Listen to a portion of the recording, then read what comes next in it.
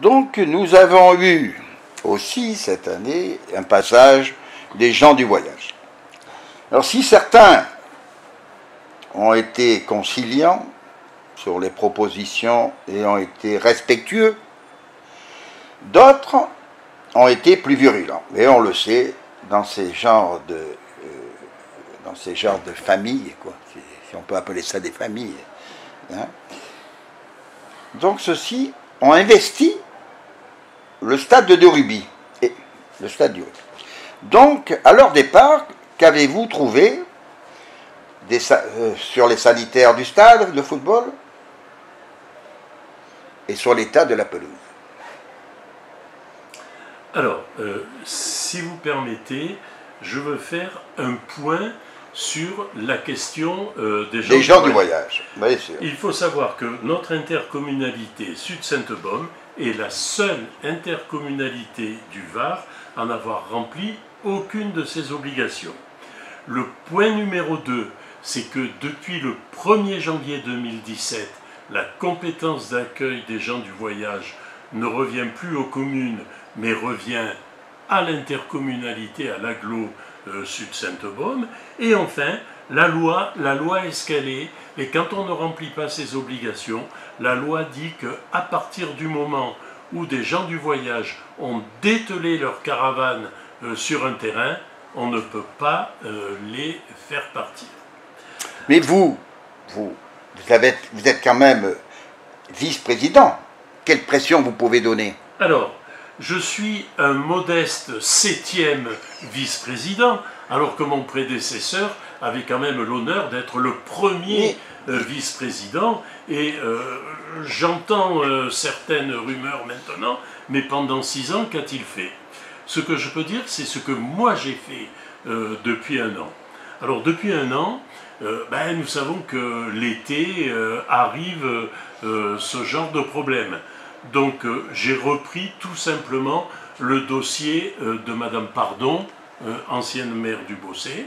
On est allé assez loin dans le dossier et on s'est heurté à une fin de non-recevoir des propriétaires ou pour acheter le terrain ou pour le louer, étant entendu que tous les frais sont pris en charge par Sud-Sainte-Baume et pas par la commune. Alors, je continue à travailler avec mes collègues maires impactés et je ne désespère pas d'arriver à une solution. Alors, l'été arrivant, qu'est-ce qu'il fallait faire? Alors, fort de l'expérience de l'an passé. L'an passé, nous avons commis des erreurs, on était débutants. Alors, fort de ces expériences, j'ai demandé, que les propriétés privées soient préservées en priorité. Lorsque ça n'a pas été le cas, nous nous sommes débrouillés que le fermier qui travaillait le champ en question soit dédommagé, et je peux vous dire qu'il a été vraiment dédommagé. Le deuxième point, j'ai toujours demandé, ce qui n'était pas fait dans le passé, la pose immédiate, et quand je dis immédiat, c'est dans les 2 à 3 heures, de coffrets électriques, 1 pour éviter les accidents possibles, et 2 pour que les gens du voyage paient leur électricité. Ils ont également payé leur eau, soit directement au canal de Provence, soit par l'intermédiaire d'un don au CCAS. Alors ça, c'est notre ligne de conduite. Après, nous les rencontrons et nous essayons que les choses se passent le mieux possible. Alors, lorsque vous parlez du terrain de rugby, c'est pas sur le terrain de rugby, c'est sur le terrain annexe. Et je peux dire que tous les groupes de gens du voyage qui sont venus cette année nous ont laissé des terrains absolument propres.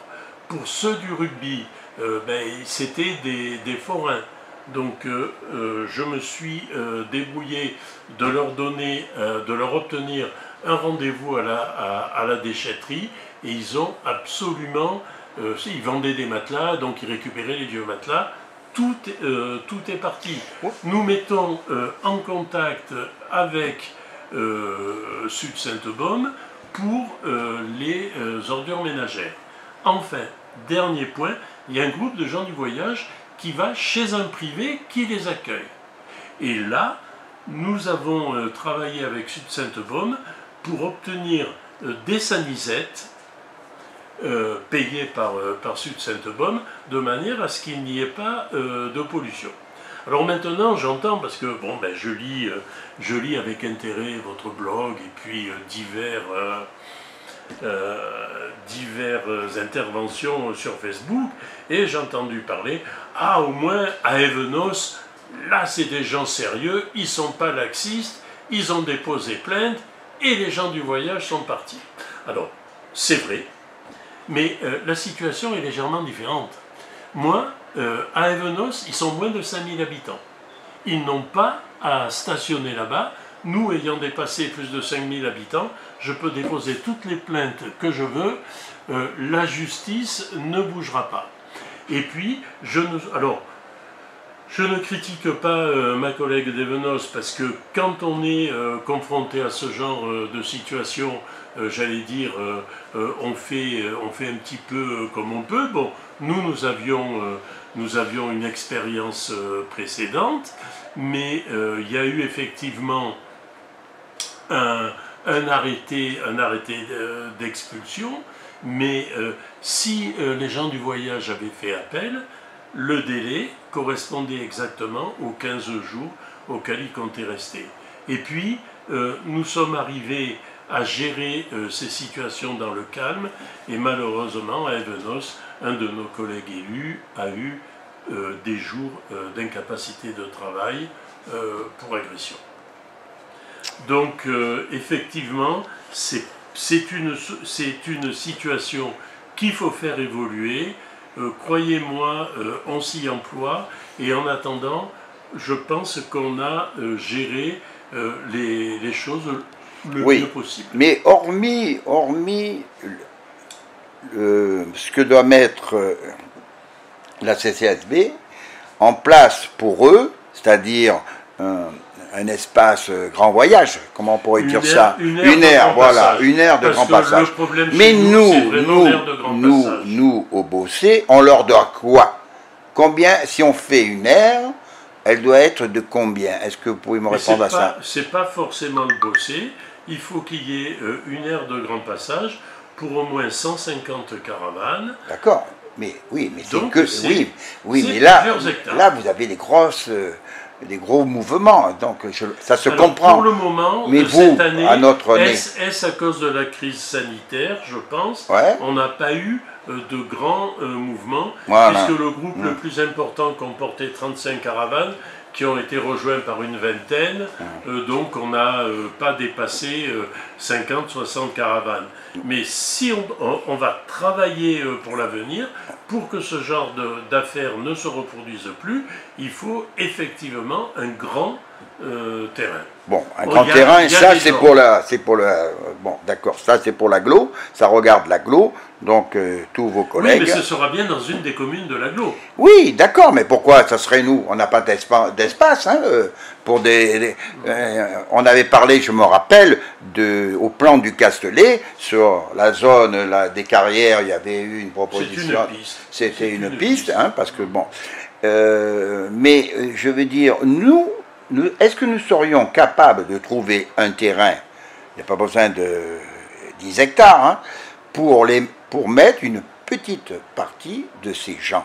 C'est-à-dire que si nous avons, mettons, 30 places où les gens payent quand même, hein, payent. Mais absolument. Voilà, ça éviterait justement, là, le préfet pourrait faire intervenir. C'est pas comme ça que ça se passe. On a le devoir d'établir une aire pour au moins 150 caravanes. 150 caravanes. Voilà. 150 caravanes, mais c'est un grand voyage. Pas pour nous. C'est une aire de grand passage. D'accord. C'est la norme, c'est pas nous qui décidons. Ouais. Mais ça sert à rien c'est un petit peu comme pour les logements sociaux, vouloir faire le canard, hein, se cacher la tête dans le sable en disant peut-être ça ira mieux après, ben ça ne sert à rien. Ça sert à rien, effectivement. Mais merci pour cette question, pour vos réponses sur ces questions. Je reviens sur une autre question.